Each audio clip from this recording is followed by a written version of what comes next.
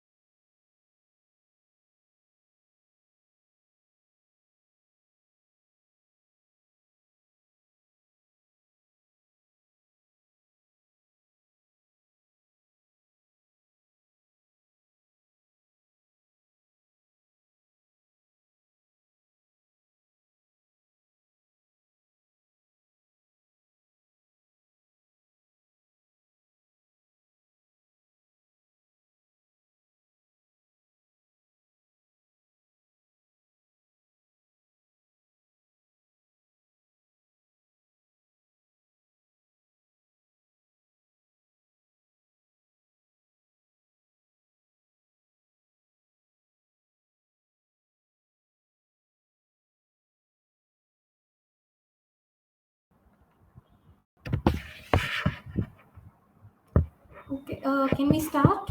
Adarsh,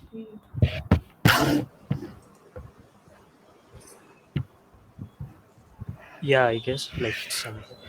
Okay. So yeah, hi guys. Good evening. It feels amazing to have you all here again in yet another session for one of the most that is open source. Okay, so right from the browsers we use like Brave, Mozilla Firefox, VLC, Linux, Python, and even Flutter, every project is an open source project, right? So most of you might not have an idea of what open source is actually about. So that's why we have two amazing speakers here, Mr. Adarsh Wali and Mr. Raj Pratyush, who agreed to talk to our campus people about what version control is and how to contribute to open source projects, etc. So we also have some fun quizzes in between. Okay, so let's get into the session and welcome our speakers. Yeah, you can please introduce yourselves, Mr. Adarsh and Pratyush. Sure. I'll go first. So, Okay. good evening, one and all. myself, I am Madhur. I'm a final year computer science student from Geetham University. Currently, I'm working as a data science intern at Enquero as a full-time over their business unit, business intelligence and analytics. Apart from that, I have been a passionate open source contributor over the past couple of years, and then I have been mentored in few hackathons. And recently, I was a mentor for a project Pixel Vibe over the Girl Script Summer of Code. And I've also an enthusiastic contributor over few hackathons like Border Hacks, WinX, Facebook Developer Challenge, and Streamlit, and India's biggest hackathon, Hack CBS. And I was a mentor for the Canada's biggest hackathon, Hack the North too. So that's a brief about me, and I'm really glad to be here. Thank you for inviting me over. I will go next. Hi, I'm Pratyush. Currently, I'm in my senior year of BTech with my major being computer science and engineering. I am highly interested towards machine learning and web development. And currently, I'm working as a technical documentation head in Microsoft's Graphologic library, which is a graph machine learning library. I'm overseeing its documentation and also solving its bugs and all. And I have been also actively been an open source contributor since last 1 year, actively contributing to Graphologic, Google's Python Fire and TimeSketch, PyCaret, Matplotlib, Streamlit, and GeoPandas. Apart from this, I was a mentor at GirlScript Summer of Code in Project Conshift Imaging Box, and I have been a mentor at many of the MLH hackathons. In fact, almost all of them, and at the Tech Together hackathons as well. And I have been an active participation in hackathons. Like recently, I have participated in 2020 EMEA Code for Good, in which I won the first prize, then domainname.com challenge winner in Pride Hacks and Neighborhood Hacks. And currently, I'm working on my side project, which is to enhance the Haskell's compiler performance and improve the open source daily statistical libraries and data visualization libraries and solving day-to-day problems with machine learning. And I tend to promote clean code and better GitHub practices. Yeah, thank you for introducing. You both sound amazing. I can't wait to see what you have in store. So yeah, you can start if you're ready. Uh, let me share my screen and tell me.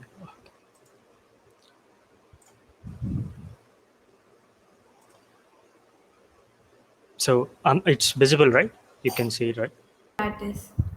So okay, cool then.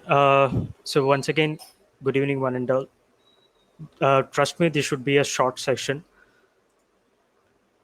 So in my presentation, I would like to just start with what is a version control, and then I'm going to give you a brief introduction about Git and GitHub, and let's try to get some technical aspects. Like I would like to do some hands-on session where you people can get idea about the things of how it will be done. So before we start, I would request everybody to have Git installed in your local system, VS Code editor, and you should obviously have GitHub account. So please do have these three installed in your local system.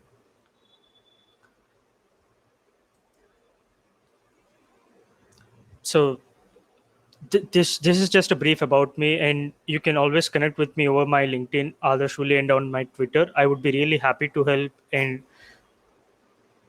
would be happy to interact with you. So let us start with version control. Version control is also known as source control, which is like tracking and managing changes to all the software codes that you read.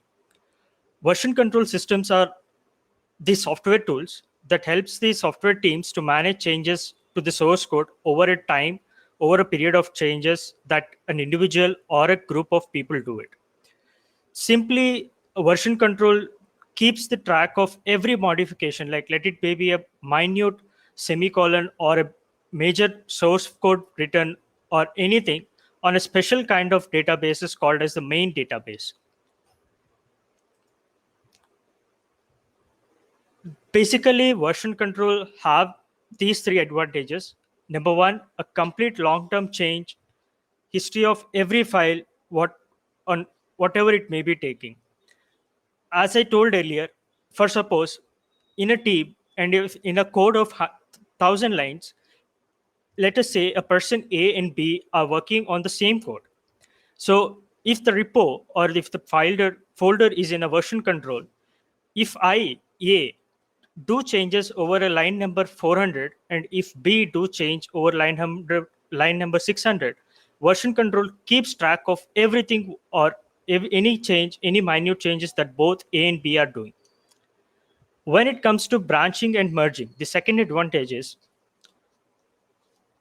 here version control allows the members to work concurrently in a non-barrier, which means that even individuals working on their own can benefit from the ability to work on the independent streams of changes. Creating a branch in version control tools keeps multiple streams of work independent from each other. With that also provides the facility to manage the work back together in collaboration with in both A and B. Most software teams adopt a practice of branching and merging because of each features or perhaps branching for each release. Teams can choose from many different workflows when they decide how to use branching and merging facilities in version control systems. The final advantage is traceability. Having an annotated history of code at the fingertips at the disposal of a developer would be really great added advantage. Trying to understand what it is doing and why it is so designed can enable the developers who are working on that particular project to make correct changes and harmonious changes that are in accord with each other with the intent of long-term design of the system, and that would really give us a fruitful output. Basically, there are two types of version control systems. Number one, which you can see over the left hand side, is a centralized version control system, and on the right hand side is a distributed version control system. Centralized is nothing but the server acts as the primary repository. Here you can see this is the server that acts as the primary repository. A repository is nothing but a source or a directory of the entire code that you work on. So here the server stores every version of code that you write, every stage of the code that you write. So the developer usually faces many merge conflicts over this centralized version system. Merge conflicts is because, for suppose, a person in workstation PC1 try to change the code. At the same time, person in PC2 again change the same piece of code. This difference in code of A and B causes these merge conflicts when you try to push the same code to the server, like the main repository. Every user comments directly to the main branch, that is the main server. And this is what a centralized version control system on an overall picture is. If we come to the distributed version control, here the main advantage is client needs to push the changes to the branch, which will make them to the central server repository. Like everybody need to push the changes and then need to get the changes from the main server repository, irrespective of the branch you're working on.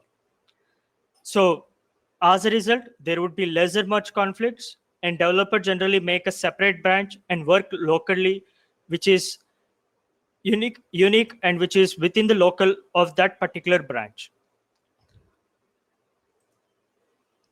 So I hope I'm clear, like you got a better picture of what exactly what virtual version control system is. Do I have any questions?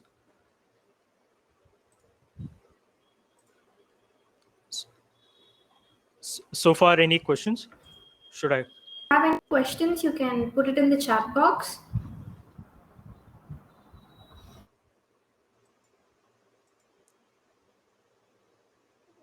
All right, then. If you have any questions, do post it in the chat. If not, I'll just continue. Yeah, you can continue. Sure. So here is the situation. For suppose As I told, as a software developer or a person who is in the tech industry, the source code is nothing but the crown jewel for every software project. Let us assume there is a situation here.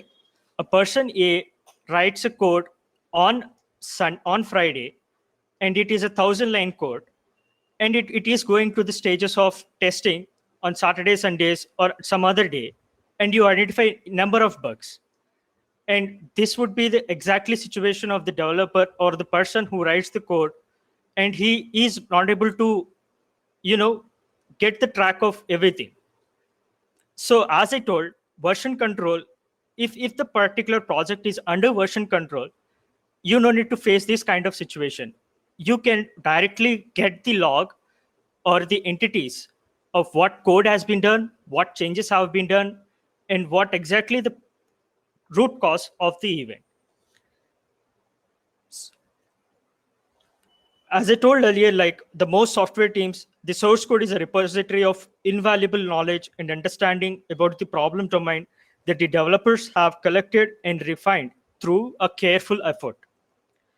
Version control protects the source code from both catastrophic and casual degradation of human error and unintended consequences. So, moving on, in order to reduce or in order to reduce this, there is one system called Git.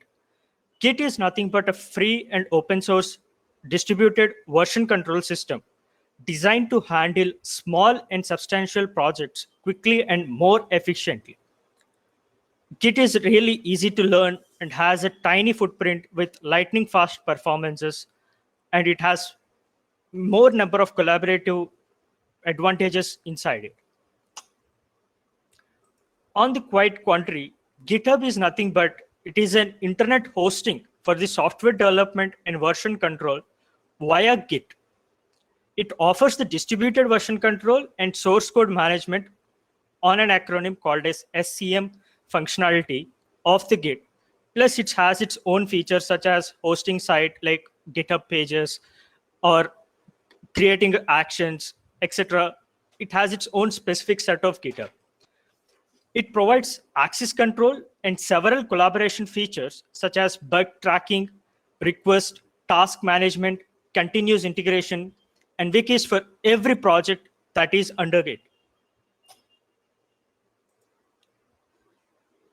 So quite differences between Git and GitHub. So Git is nothing but it creates a repository to track the changes locally rather than store them on a centralized server. Whereas GitHub is an open source, which means code is stored in the centralized server and is accessible to everyone, irrespective of the person who uses it. Like in the GitHub, on the same repository, you can add the collaborators, like not one or two people, even though you can't add collaborators, simply since because it is being an open source, you can take the code, create some local branches, modify it, then you can contribute it. Git is a command line interface tool that requires an interface to interact with the world, whereas GitHub is a graphical interface and development platform created for millions of developers to work simultaneously on the same piece of project. Git stores and catalogs changes in the code within a repository, whereas GitHub provides a platform as a collaborative effort to bring all the teams together.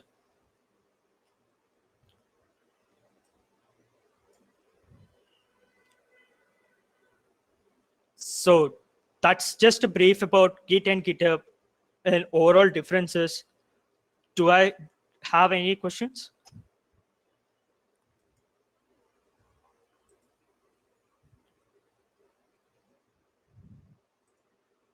I don't see any questions. Like, do I have any question?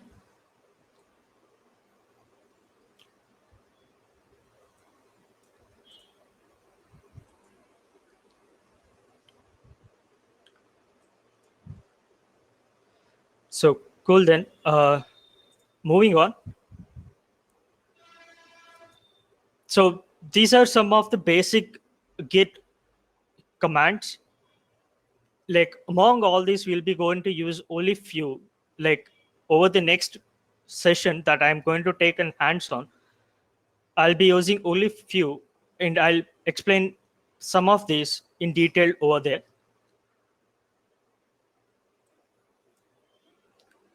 So in general, if I talk about creating a working repository on what exactly repository is, basically there would be 4 steps. Initially, we create a repository. It is nothing but the storage space for the particular project that we are doing. And then, as I told, GitHub is really popular central repository that allows us to share all the files, all the kind of deliverables, etc., inside one particular repository. And then we push the local repo into GitHub and share it with other collaborators via the main central repo. The next step, once you created a repository, is either create a branch or working on the main branch. Generally, it is advised to create a sub branch because on the main branch, that is the master branch, all the codes would be taken. And as an individual, as a person, the good practice is to create a new branch, do modification or alter things locally inside the local branch. Branch allows you to work on other features. They can include with the main line of the project, and the main branch, the one where all changes eventually get merged back into, and the main branch is also called as the master branch. And finally, once the branch is created, the step 3 would be making a commit. Commit is nothing but where you modify or record the changes of one or more file that you basically do from the big piece of, or in the main code. Once you do the commit, Git initially assigns a unique ID called SHA or hash that specifies the significant changes that has been made. The final step is open and merge pull request. So in this stage, it notifies the developers about the changes that have been pushed to the branch in the repository. And then it will be acknowledged and review changes based upon the project admin or the person who is delivering the project. For suppose after you make a change and the change doesn't meet the standards of the person who is dealing that, he has the right to send it back or send the other reviews to it, where you just modify the code again and then you can push it back to the main code. Like you can just again raise a pull request. So the workflow, like if we talk about the workflow or working, generally remote is nothing but the main repository where you get access of the code using the HTTPS or SSH hash key, which I'll be showing in couple of in due time. So initially in the local is where within your system, where in the working directory, you will be just add all the elements like git add. You use the command called git add. Once you do it, that adds all the elements to the staging area.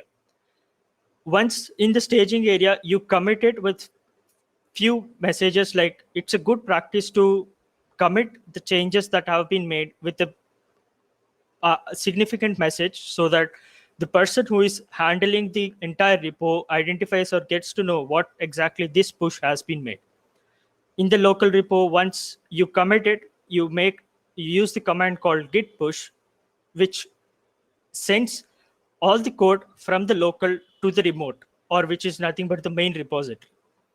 Once that is done, you can again git pull for the changes back from the main to synchronize within your local system. Once that is done, just git checkout, you'll come out of the branch that you have created. So this would be a grayscale or an overall working stages of a GitHub repository from the local to the remote. So let's just get some hands-on on what exactly Git or how do I make a pull request or something. So if you are already, if you are new, or is this is the first time you are installing Git, once you install the Git, you should configure the Git with your username and email using these commands: git config global user dot name and your username, and then git config global username dot email in the email that you have used for GitHub. Post this, it is nothing but we are giving a message to the local Git to the GitHub, like we are just synchronizing both Git and GitHub. I believe there is no questions for me. Do I have any question?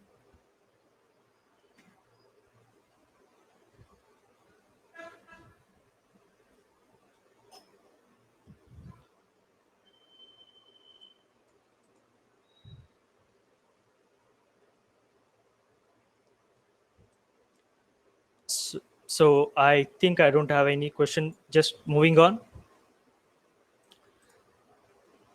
So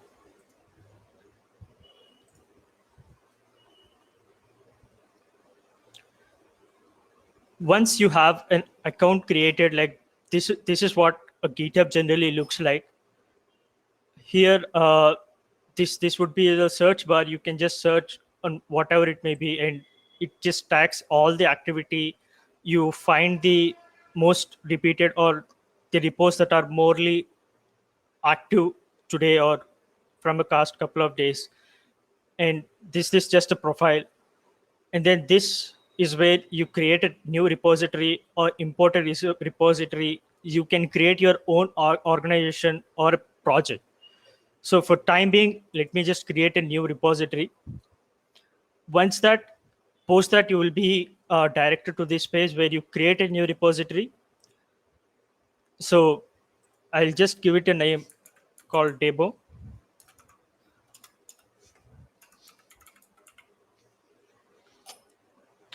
You can add a description here, or it would be an optional.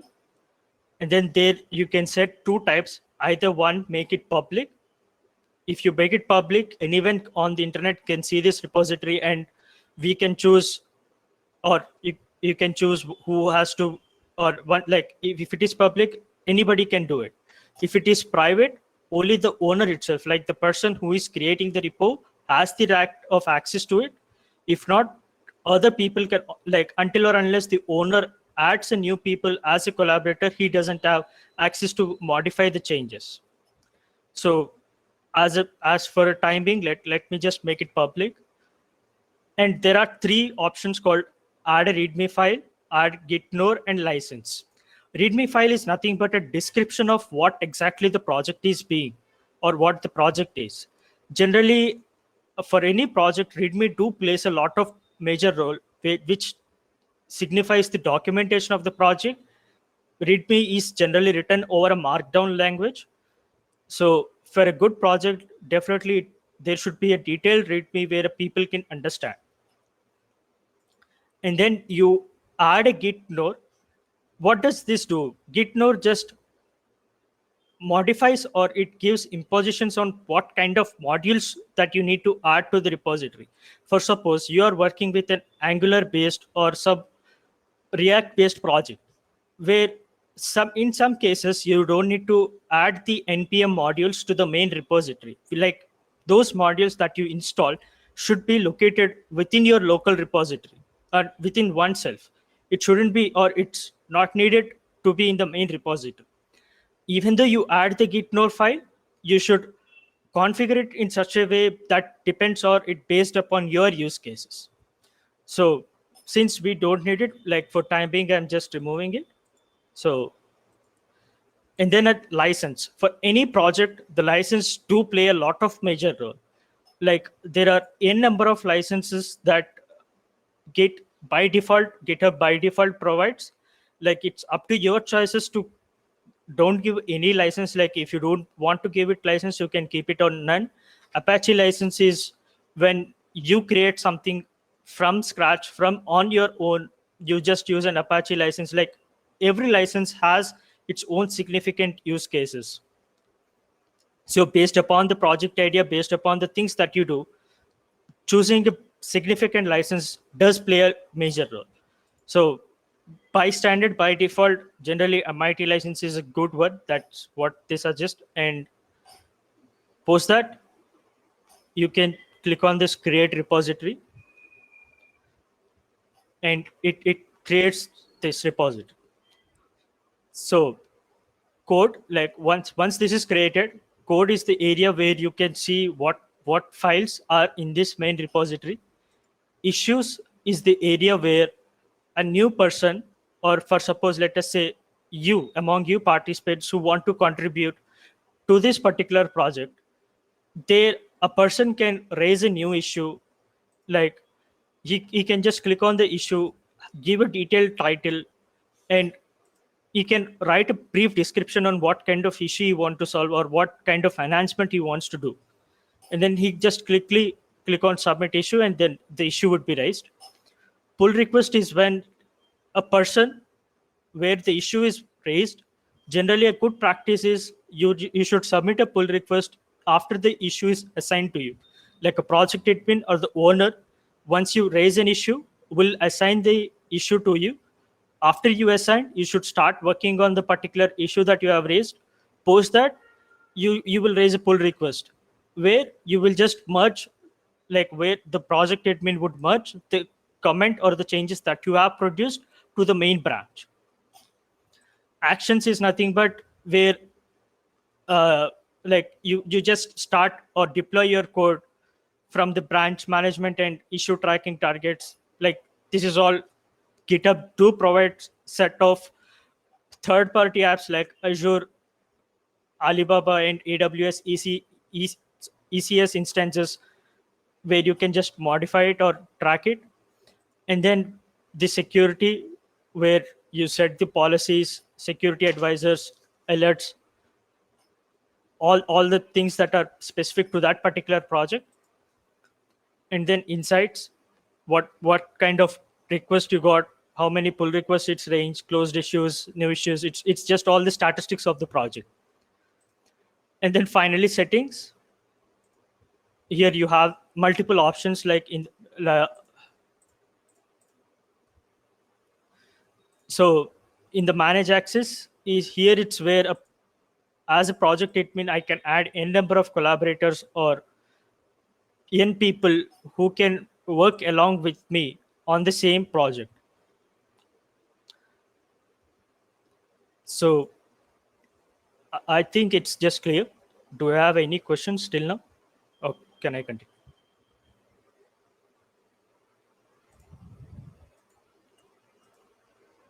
Cool. So as I told, in order to get this particular repository into your local system, first of all, you need to either fork the repository. Fork is nothing but if you just fork it, the public repository, you will get access of that into your account.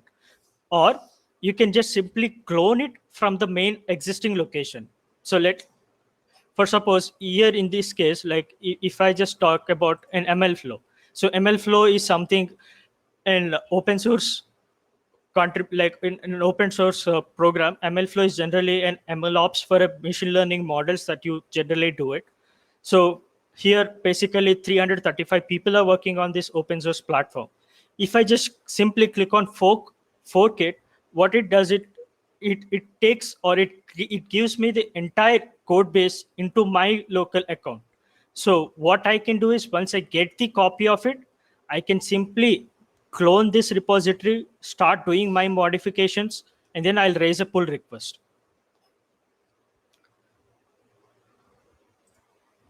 So I'm just going back to this. So either you can use the HTTPS code or an SSH key. In order to use an SSH key, you need to have a new public key that is to be added or specifically to that particular account. Right now, I don't have any SSH key, so I won't use it. And GitHub CLI is nothing but, once you are aware, or if you are frequent, or like if you got with GitHub graphical user interfaces, you can use this. And there are other options like GitHub desktop app. Even instead of using the web version like github.com that we are right now using, even GitHub provides a desktop app. You can open the same repo with that, or the Visual Studio Code. Not Visual Studio is another editor by the Microsoft, and VS Code is another editor. We will be using VS Code for now.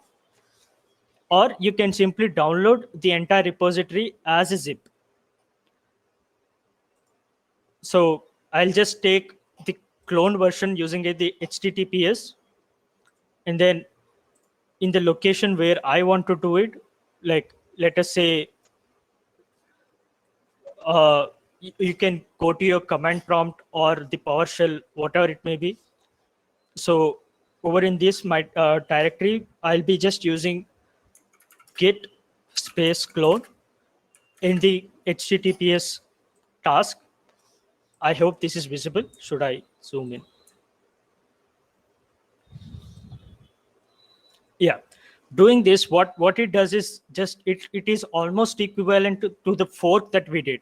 Just git clone this command. What it does is it's going to give me the git copy of entire repository into the specific location, like C users and others. In my particular directory, I'm going to get the copy of this repository. So it just gives me the command called cloning into demo event, and it's done. So I just go to the directory where I see the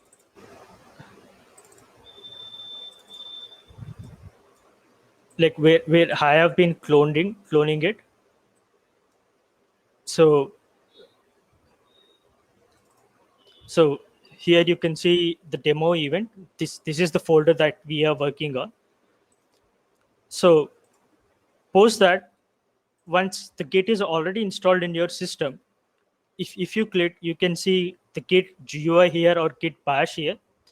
Let's just use Git bash. This is what the GitHub terminal is. So now there are few basic commands that are to be followed, or that a person should know in order to raise a first pull request or in order to commit it. So once we clone it, what we just let us just use this command called git status. Git status tells us the branch in which the particular code is down, like this particular event is on the branch main and it is up to date with the origin main or origin master. So there is nothing to comment and the working tree is clean. And there is another command called git space log. Log is nothing but it gives us the log of files of every comment that you have done.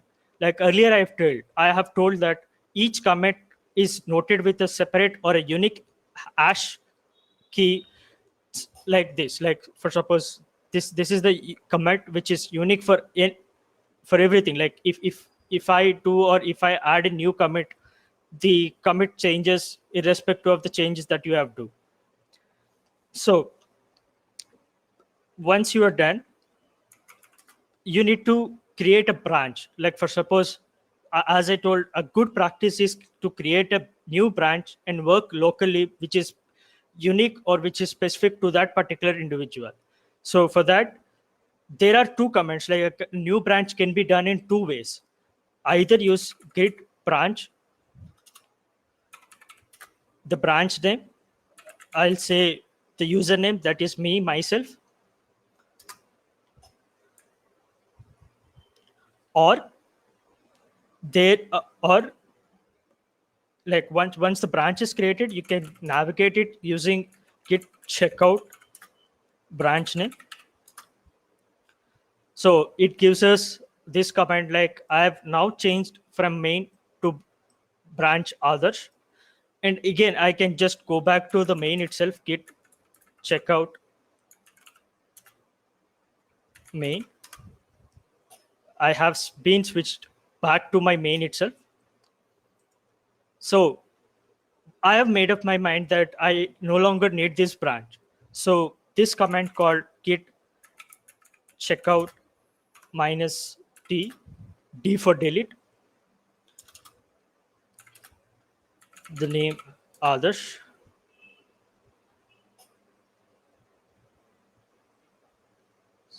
Sorry, give me 1 second.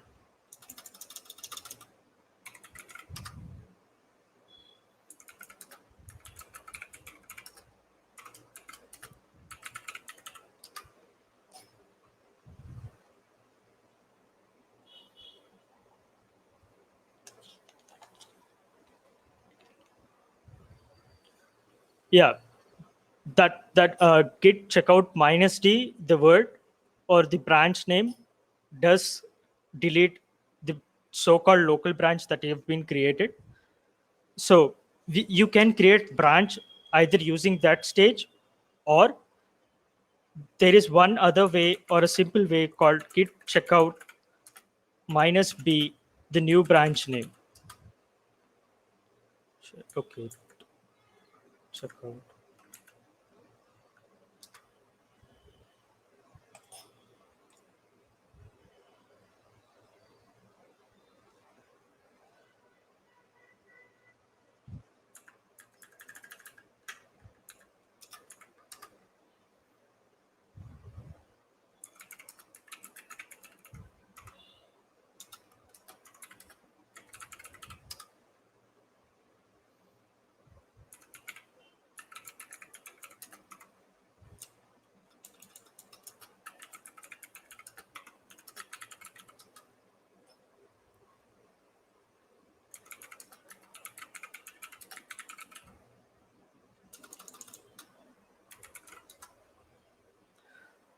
Or you can just simply use git checkout minus b ram, that creates a new branch called ram. So a new branch can be created by using git space branch and the branch name, or you can simply use this command git checkout minus b and the branch name that you wanted to do it. So right now, let me just navigate back to the my particular branch, git checkout others. So I'm in my local branch other. So here I can create new files or navigate or do whatever it may be. Like if I just now create ls, it just right now have the license file and readme. Ls is again a Linux command which is used to list all the files in it. So I can create a new file. For that, let me use my editor.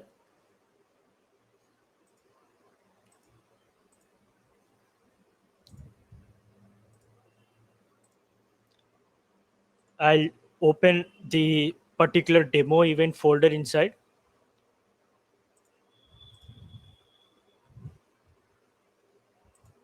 So I've just got the copy of the event, copy of the repository here. I can create a new file, let us say index.html.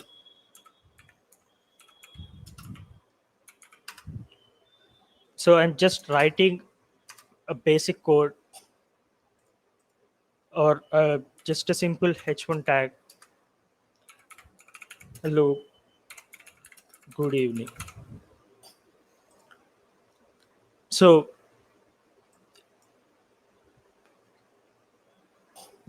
now you see that you have added a new file, you have done it, and now what you need to do is, once you comment it, like once you do it, you need to add all the files, you need to commit it, and then you push it to the origin master or the main repository. For that, you just stage it. So here now you can just click on git log, like in order to view all the logs so far done. So it clearly says that initial commit, which is done by me on October 19th at 1932 on Adarsh itself, like from Adarsh to origin head, Ram and main are the other branches. Like main is my master branch itself.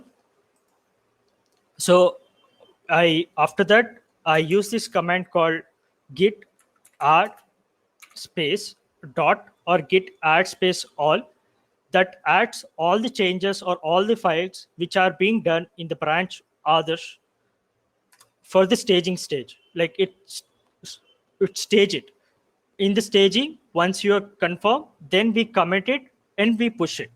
Like you just simply add it, stage it, commit it, and then push it. Just think about a situation like you go to a wedding. So in wedding, for the person who is getting married, all the people will go on a stage and get their pictures clicked, or get their pictures or events clicked, right? So similarly, in this case, like a new person goes on a stage, get their image clicked. After you get the image clicked, it is nothing but you have attended the event. Like it's nothing but you have got your attendance. In the similar way, a person goes to the stage. That is what we are doing it as git add. Once we add it, now you can just git like check on status. So changes to be committed. This is new file index.html. This is what index.html is on the stage now. It has to be committed. Like it has to be stored in the camera. So for doing that, I use this command called git commit -m, a commit message. This text has to be something unique. Like it has to be a valid commit or valid text that you give for the request that you have made.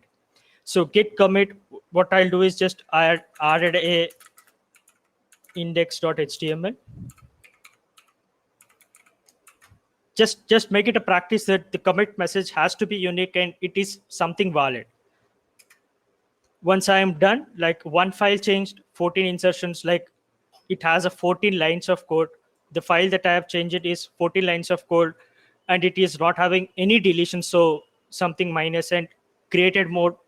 There is one particular unique number, and finally the file name index.html. Post that, what you need to do is you have added it, now you committed it. What you need to do is we need to send this particular change, like the staged file, from this branch others to my main, that is the master branch. For that, the command that I'll be using is git push space origin and others.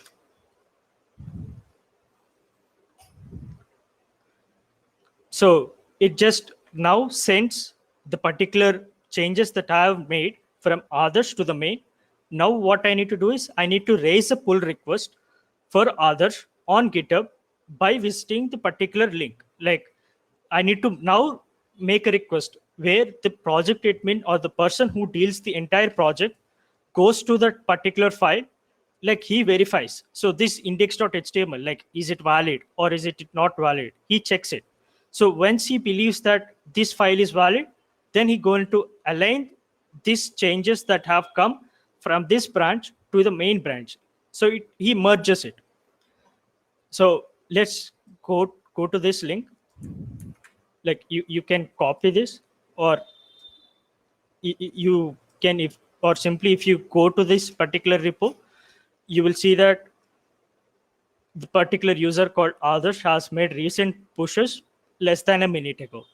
So I can simply compare and pull.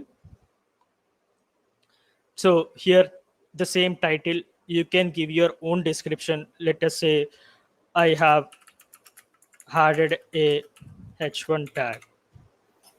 So I'll just raise a pull request. So once the pull request raised, here as an admin, I can assign particular number of reviewers, and who has to review this particular change made by this guy is valid or not. Once a reviewer goes to it, he views this, like the file changes. Okay, this file is having 14 lines. So, or if you want some changes to be made, he can give, or he can review this line, like, okay, change this to a new title, change the title,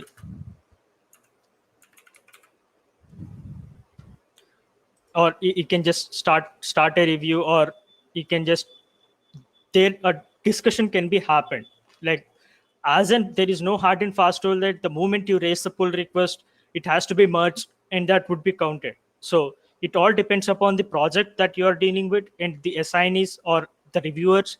You need to pass every stages, every requirement, or the request that you have made, is it valid or not? Like there are certain stages of validations that are need to be passed.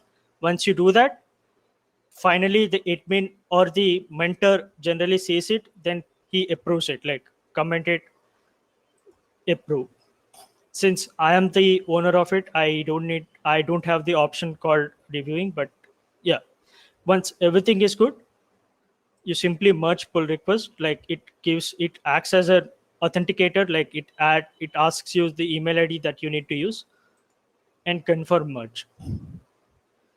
Once the merge is done, you can go to the code section, and it sees that index.html is aligned. Like I've added this index.html on the main repo itself.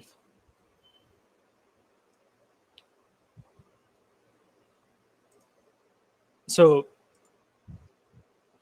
like, so now you post that, like you have, once you successfully raise the pull request, just you can come out of your branch to the main branch. So just git checkout main, which is main. So after you do that, like you should always try to get all the changes that have been made recently again into your local repo.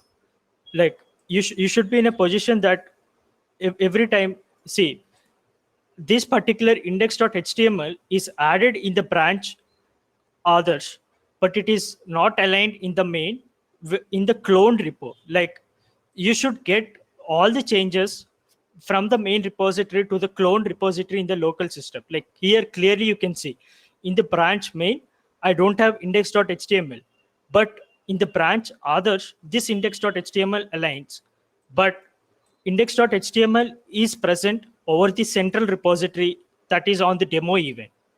So in order to balance the upstream, like from the main to this particular local, I just use this command called git pull origin main.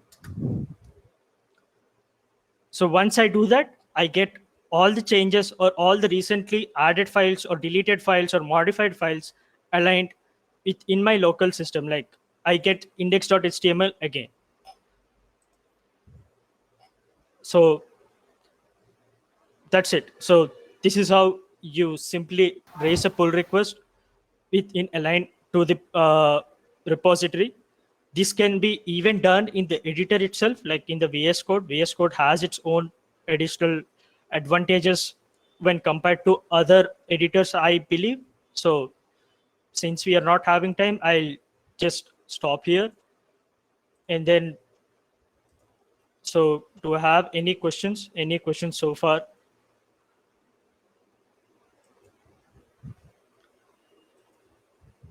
Actually, there is one question, I guess, from Yeah, sure. Anisha. Yes. So yeah, okay. Can we make edits in GitHub instead of local editor? Yes, you can make editors in the GitHub itself. Like GitHub, like one here, if I just give it here ls, it gives me the command. It lists all the index.html or anything. It's just like using the files as a Linux system. So I can just use the vi editor index.html, and it gives me this particular command. So I go to the insert mode, do all my modifications, and then again wq save it again, just again the same command, like the same process, git space add. I add it, stage it, commit it. It's almost same. Like so if it is from the GitHub, sorry, in GitHub you can't modify it. From Git you can modify it. Like GitHub is just an hosting site. GitHub doesn't have any chances for modification, but recently in the updates, there is a new version called Code Spaces, which is nothing but it gives you the web version of the VS Code. So there you can simply edit or modify, delete, update, whatever you want. Hope I've cleared your question.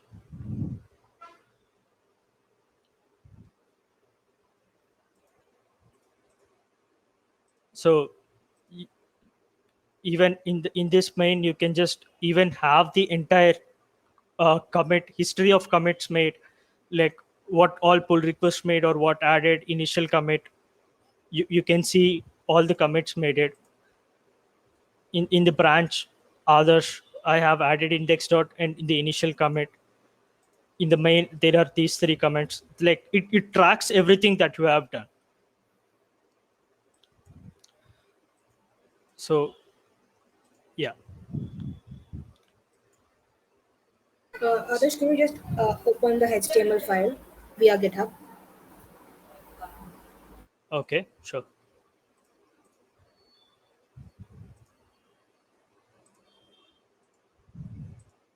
Option there near the delete one. So does it mean that we are changing the file through GitHub? Or this is still through Git? Yeah, like even though you change it, it's something like it is over a markdown file. Like it's not just a simple HTML file. It's just like a markdown element that you are seeing it. So you lose the integrity of what exactly the code is. Like for suppose you take 1,000 lines of code of Java.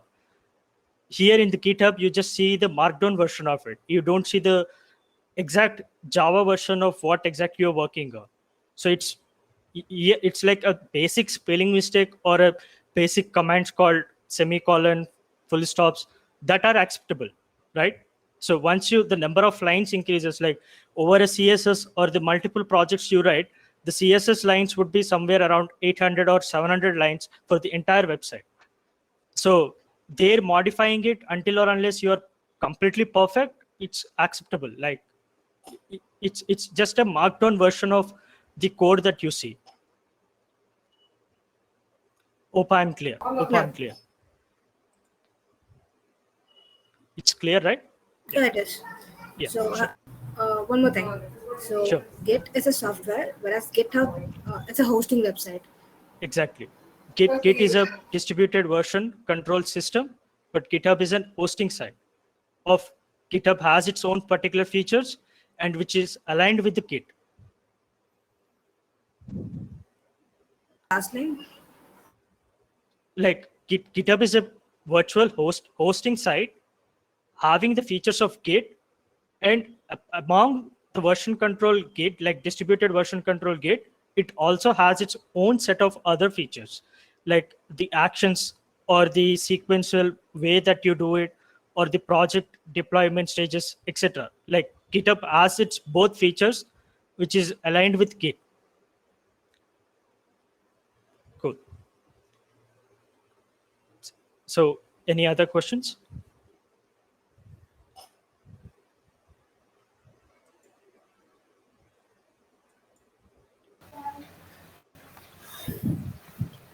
Okay. So now I will take over and tell you how what is open source and how to contribute to it. So first, let's understand what is an open source. So open source, this term closely related with open source software when Linux was built. Because what Linus Torvalds did was he made the code out in the open. Like whatever kernel source code he has written, he had just published it out in the open to the whole web world, where you can just simply download your code, tweak, and make it your own. So this was the first open source contribution. So it is a type of software that source code is made available to all the users. Okay, the copyright is of such software allow the users to use it and add some valuable modifications in its source code to add new features, improve the existing features, or to fix the bugs. Okay, so some famous open source products, I will list them out. In operating systems, Linux, the best one, and Android, which is currently though owned by Google, but is still under open source. Some open source browsers as well, Mozilla Firefox and Chromium, like our Google Chrome, and also the currently new updated version of Edge. All these works on Chromium itself. Okay, so now some terms open source, some questions that you have a beginner will have in their mind on regarding open source. First, how to find the projects or organizations where I'm interested in contributing to. Okay, how can a beginner start contributing to open source? So first of all, let me tell you, there is no predefined pathway to for open source. There is no predefined pathway. uh, Members of LFX community, the Linux Kernel Foundation, there's a project called Open Horizon there, which was maintained by IBM. Their head chairperson, Joseph Pearson, said to me on a personal talk that we had somewhat in February, like we all are students at some point of time in our lives. Okay, what we do is we just grab their tips. Okay, there is no specific pathway around. We just grab tips from the ones who have already done it, and who how they worked from it, how they this open source worked from them. We just grab their tips and we make our own pathway. So it's like a forest where you just make your own way by shredding and cutting off trees around.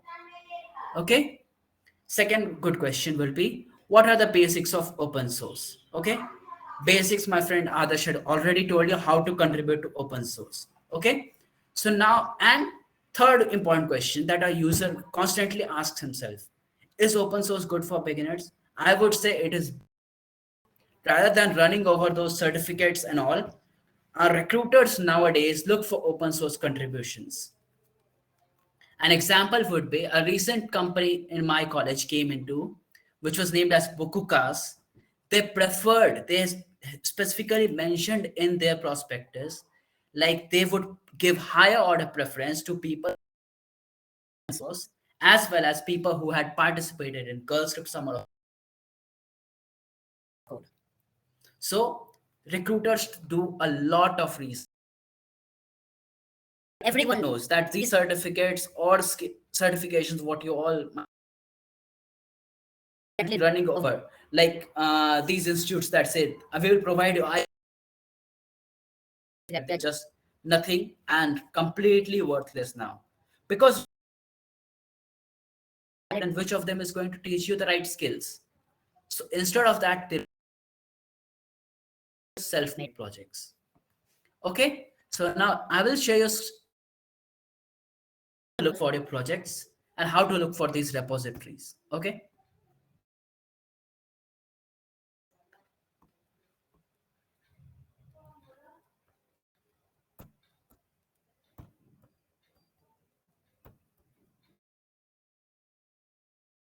is my screen visible? Okay, so it was given to me by my friend Harsh Gupta. He has given me this tip. I will just share it to you. How to find the first issue.dave. Spelling mistake here. This is the issues. Okay. Now, what is understand by this? Actually, while you're opening an issue on GitHub, like I will GitHub repository. Suppose this is my repository section. To I'm working on. I will show you some issues here. Just tags. What are these tags? Okay. So see, there are 132 open people have contributed here, and the language is Python or Makefile here. Python. Okay. So let us understand some tags here, because these only help you to find the issues. Like see here, a question tag is the guy who has opened this issue, he wants to ask a particular question. Okay, the enhancement tag, he has put up a new issue that he wants to enhance. This is the tag related to API. Okay, this issue corresponds to an API change or API enhancement. Okay, a good first issue is generally a beginner friendly issue. There may be certain other issues, a good first, but generally every project prefers good first issue.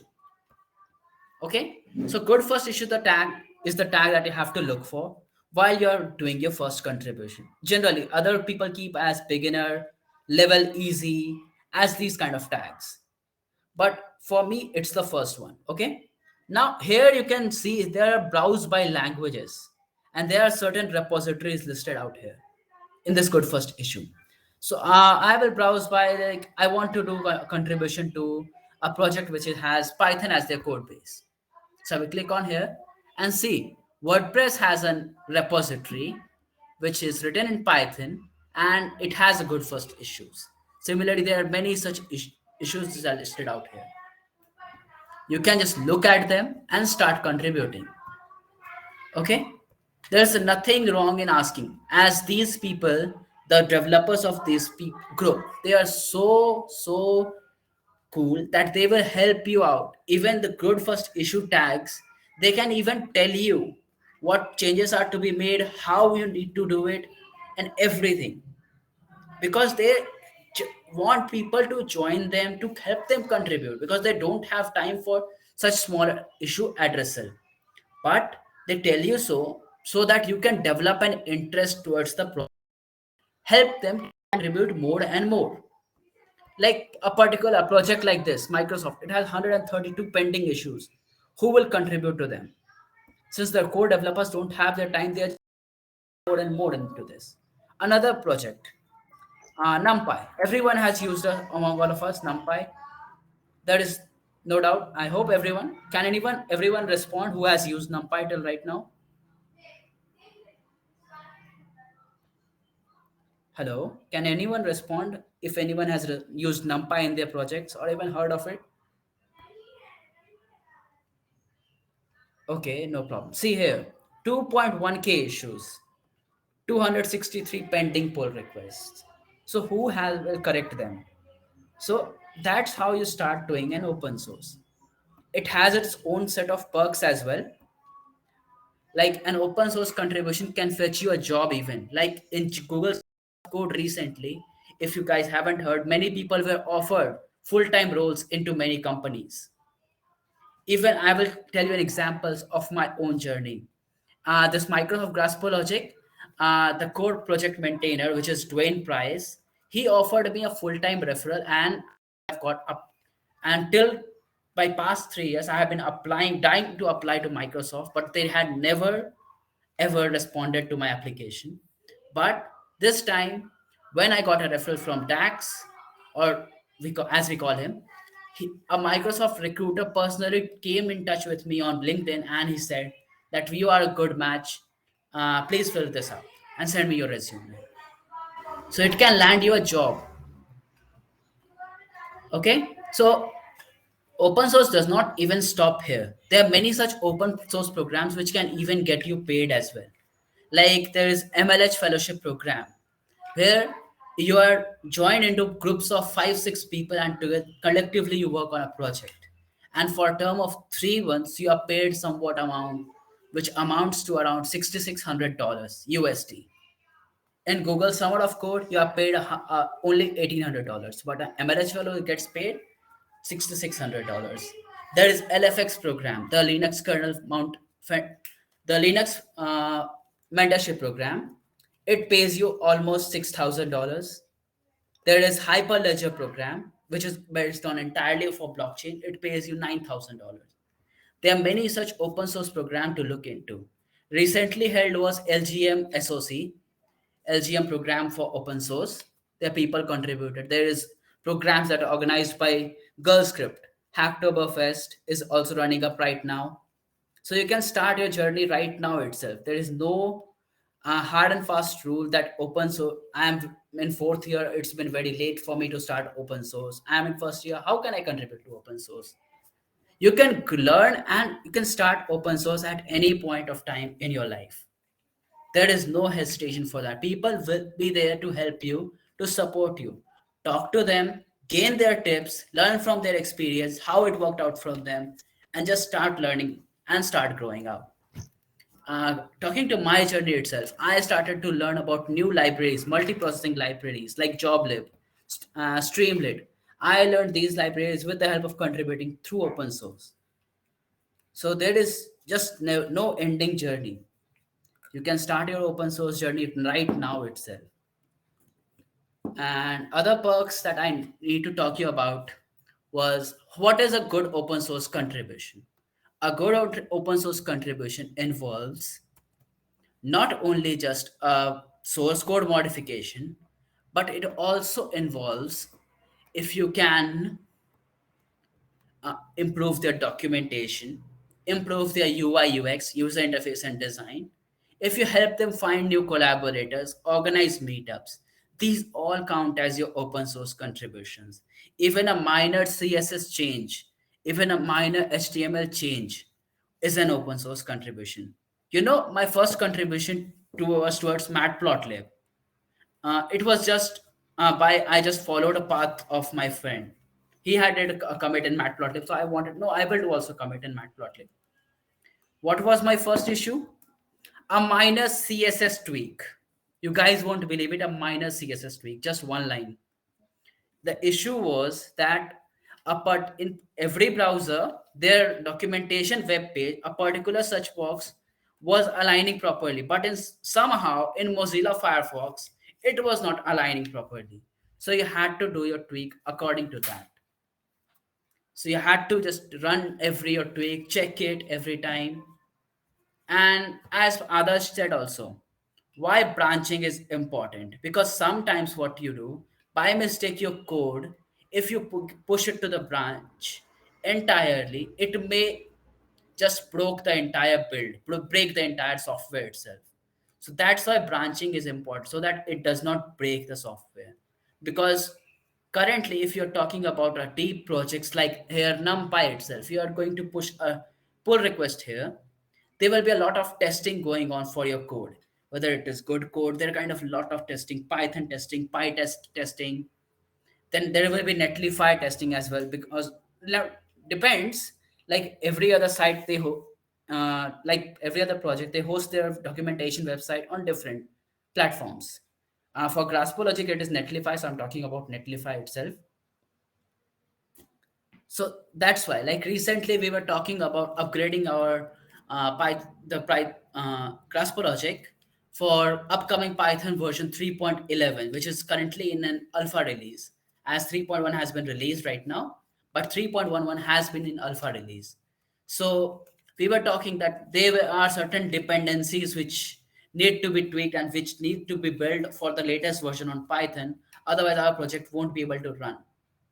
So how we are going to tackle that? So what Dax suggested, like dig one up branch, take the Microsoft Graspologic native out of it and build it on the wheels of Python 3.10 and check if anything breaks from the software or not. So this is how you do open source. If your code fails at one time, don't stop or don't get hesitated. You just have to improve, because it is all about your improvement. There will be people to guide you, to help you. If the projects or maintainers are not responding, there's a whole lot of community.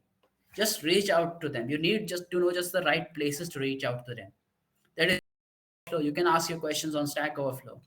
There is Twitter. You can just ask your questions on Twitter. There will be people who will respond to you.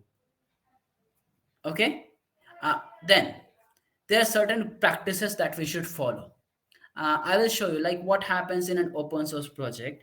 People, just for sake of particular t-shirt or so, like they do in Hacktoberfest, what they do is they tend to push every single repo, spam it with PRs. What they do is they will just create a new issue and say, okay, I will add a welcome bot, I will add a greeting bot. This practices you should avoid. They will say, I will add an issue template, I will add a pull request template, I will add a contributing.md docs. These things one should really, really avoid. Go look out for projects. There is a lot of projects out there, even basics of them. Even you can contribute to my own project. Check out my repo and just you can contribute. I have a repo listed out for just lead code solutions. You can contribute to daily lead code solutions as well. That's also count as an open source software.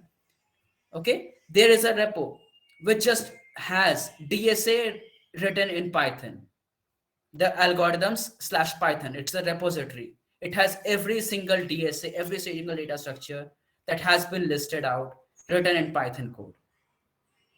There are many people who host a repo. It can be anything. Even you could host your own repo, and there will be people contributing to it. Okay? So after making any open source contribution, a good practice is to ask for feedback regarding your work. Ask for someone of the project maintainer to review your work so that you can learn from it. Like sometimes what happens, your code is working, your code is good, but somehow it does not aligns with the workflow of the project. It does not aligns with somehow a project is written. So that is a fault. You have to push it again. So this is how it works. It will not only teach you good code practices and better GitHub practices, but it will also teach you how to write a production level code. So today, I believe, personally believe that open source contributions are more worthy than doing. I'm not saying internships are not good, but they are more worthy than internships for a beginner.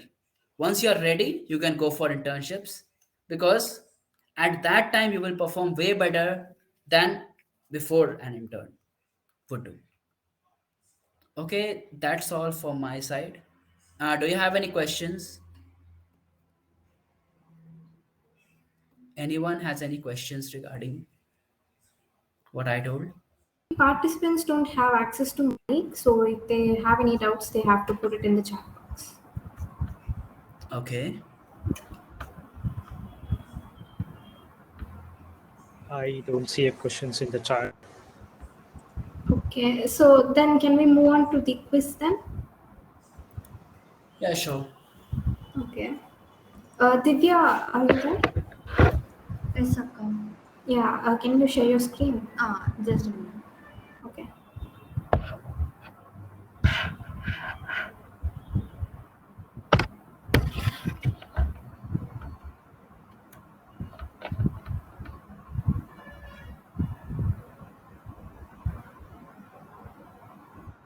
Question in the chat, Pratyush, for you. Yeah, you Varsha. Yeah. Can you speak more about Haskell work?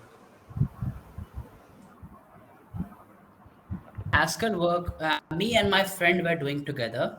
The thing was with Haskell, its performance was quite low. Like it took a lot of time in processing it. So we were working on an open source project where we tried to enhance, tried to rewrite the Haskell's basic interpreter where it performed the code execution much more faster. So that was the Haskell work, but I am not. This was a project which right now I'm not working on because of the examinations and placement sessions. But I will keep on continuing work in later. No, it was not work with GHCI. It was my own work. My friend Anush, he has worked with GHCI and he has also worked with quantum computing stuff.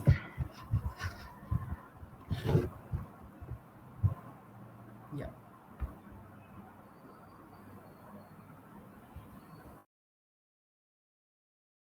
Okay. Divya, you can resume.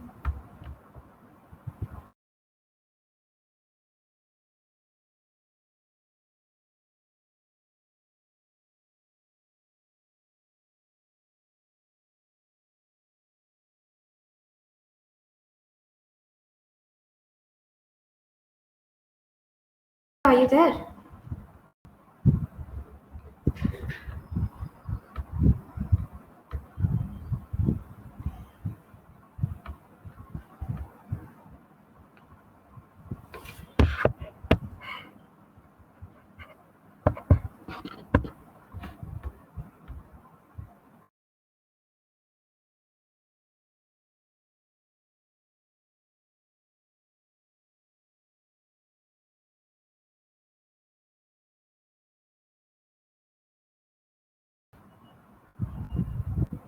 I think she's having internet issues.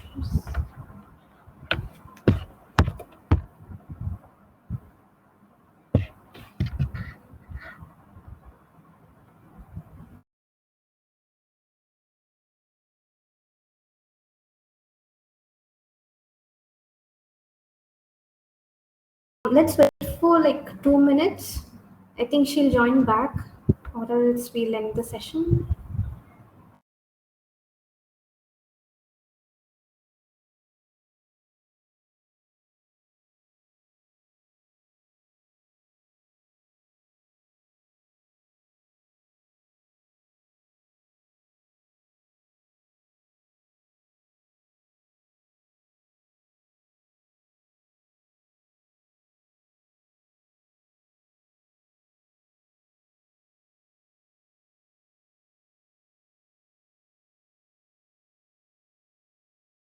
Pratyush, there is another question for you in the chat.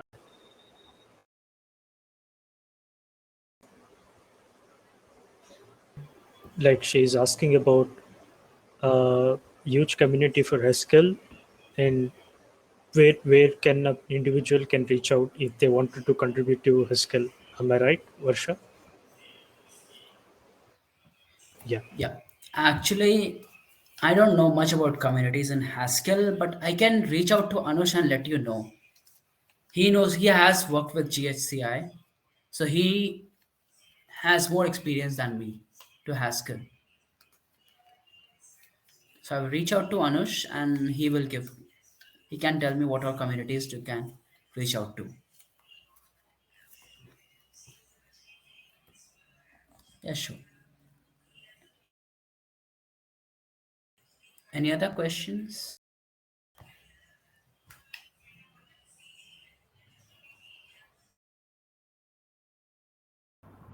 Suggestion is for going or deeping dive into this Haskells or GSOC projects or anything. As a practice stage, if you want to contribute to open source, try, as Pratyush said, the lead code repos or Python based repos, algorithm based repos. Like they would be just a practice for some instance. I don't say that is a better practice for just how to create a first pull request, create one sample issue. Those repos would be a Yeah, practice stages, but they are not a valid cases. Like they are not at all a valid request. Definitely you should look for a repo such as MLflow, NumPy, Matplotlib, SciPy, whatever even it may be. Kubernetes community is a very good Yeah, community. yeah, the They are cloud very right now. responsive. Yes, yes, it's a huge vast community. Like this community classroom and all those that you I see don't this. recommend community classroom. I really don't recommend. Yeah, not any So personal grudges, but I really don't recommend community classroom. Instead, go for Code for Cause. They are teaching much better stuff.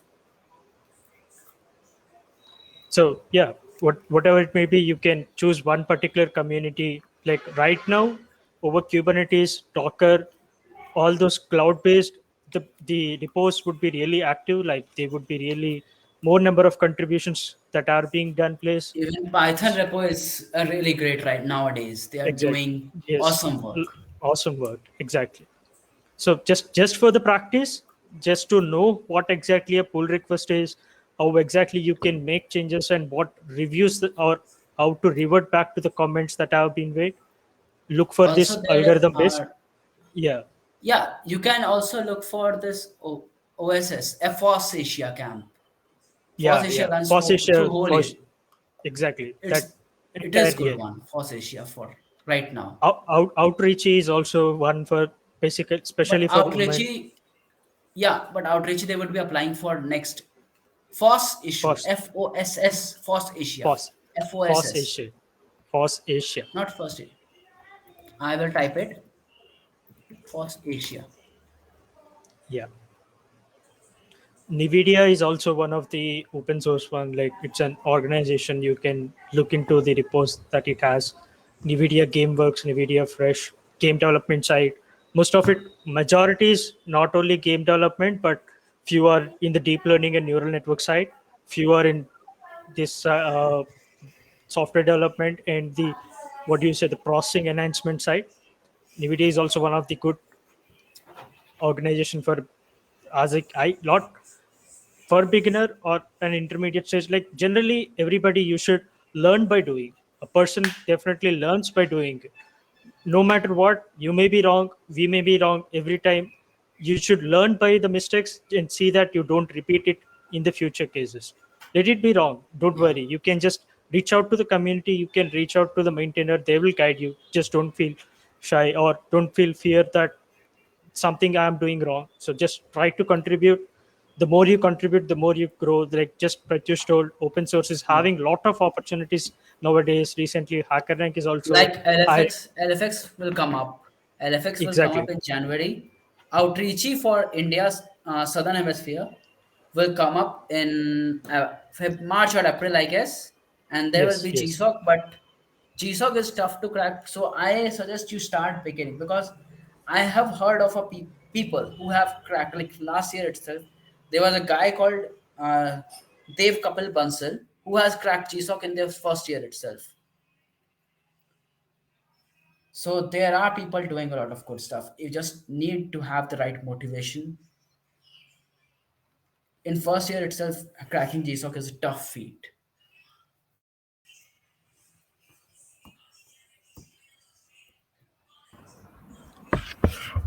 So actually, I think Divya has a lot of network issues. We have to end it here. Okay. So yeah, actually, all I can say is thank you very much, Adarsh and Pratyush. So yeah, I'm sure that. Swastika. Can you do it now? Yeah, yeah. Now Okay.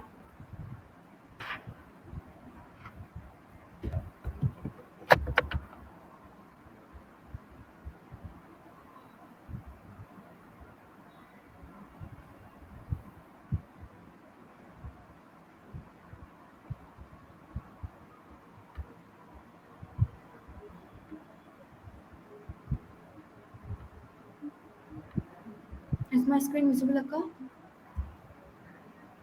Yeah. Yes, it is. Okay.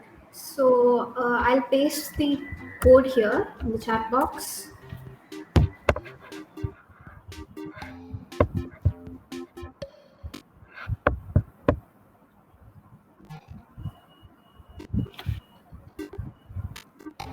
So guys, go to kahoot.it and put this game pin.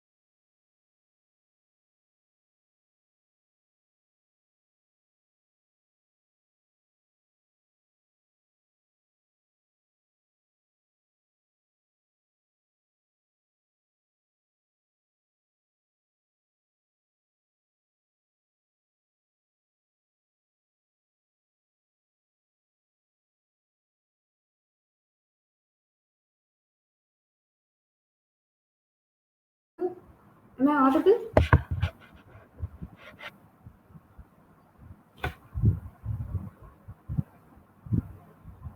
Yes, Radhika, you are. You are. Yeah. So what happened to Divya? I can't see your screen. I guess she's facing some connection issues.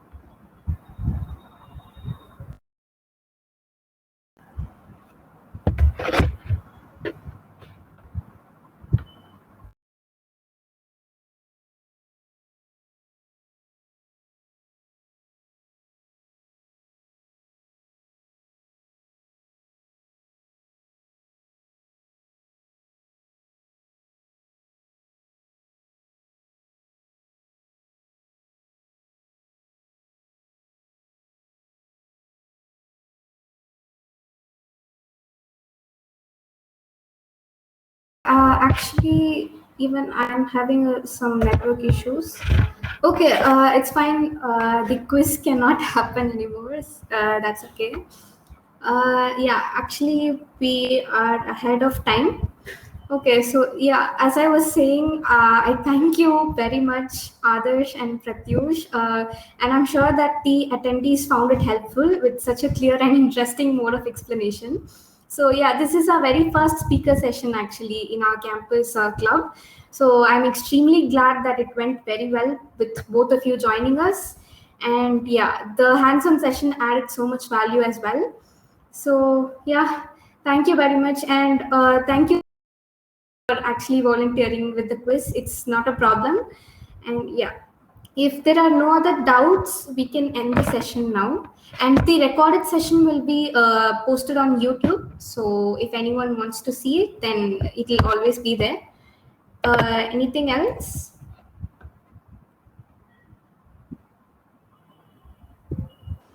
So nothing. So if at all you have any questions, you can always reach out to me on my Twitter and LinkedIn handles. So I would be really happy to help. And by teaching also we learn by teaching too. So that would be really great for me too. So just please don't hesitate. You can always reach out to me if you want any help from my side. I would be happy to help. Thank you. Sure. Can we take a photo if anyone can switch on your cameras? Sure. Pratyush, can you? Yeah.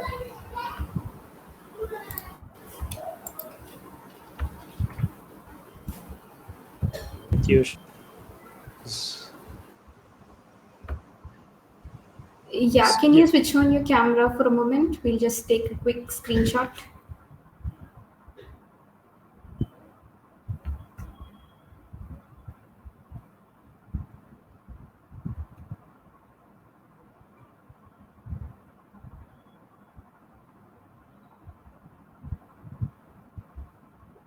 Okay.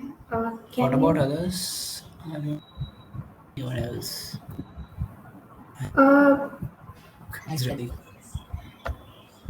Your video is off, Pratyush. Yeah, just a second. My net is off. Net is not working yeah, we can properly. see you now. Okay, I'll just take a quick screenshot.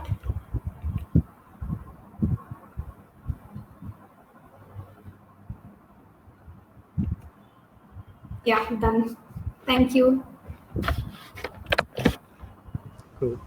Thank you again. Thank you. Thank you for having me. Thank you, Pratyush, for the wonderful session. Thanks, one and all. Thank you, Varsha, for being active over chat. And thank you. And if I miss anything, just do reach out to me. And that's just my website, like a card. So you have Sure. all my profiles over there. So you can reach out to me if you have any further questions, and if you need my help, if I would be any further assistance, you just feel free to reach out to me. And kudos, like thanks to all the team who have been working and coordinating with us from past couple of days. Thanks to Swatika, thanks to you for inviting me. Thank you, both of you. You were really amazing. Good one. Okay, I'll stop the recording.